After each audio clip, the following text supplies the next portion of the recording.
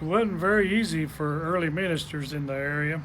I'm Dale Welch. I'm the Putnam County historian, and I volunteer at the Monterey Depot Museum. Preacher Willie Ford was the son of pioneer Baptist preacher Abraham Ford and Nancy Womack Ford. He was raised in a house on what's now the eastbound lane of I-40, just east of the bridge going across the interstate at Sand Springs.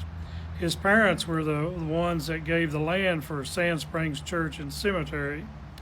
During the Civil War, he was about 12 years old when his father became the captain of Company K, 25th Tennessee Confederate Army.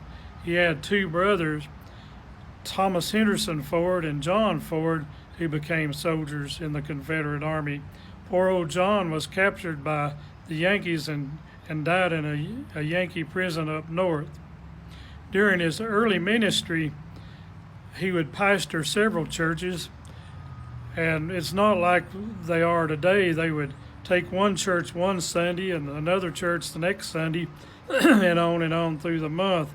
I saw records of during his last part of his ministry that on one Sunday he was paid 8 cents and a sack of potatoes for preaching.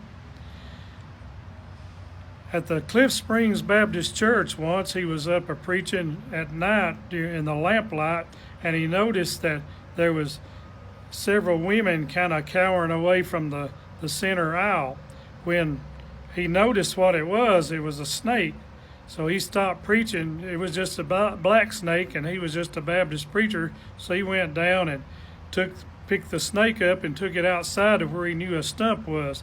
Now in those days, they had the windows open and all the center men and stuff was sitting outside listening.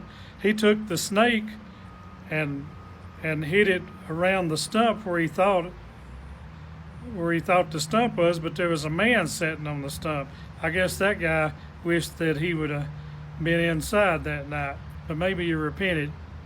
On another occasion, his daughter, Daisy Ford Robertson, told me he was preaching at the Lovejoy Baptist Church when he noticed that the Ku Klux Klan was coming down the railroad track. He told the congregation, "Now don't you all say anything," because he didn't know who they were coming to threaten or whip or whatever.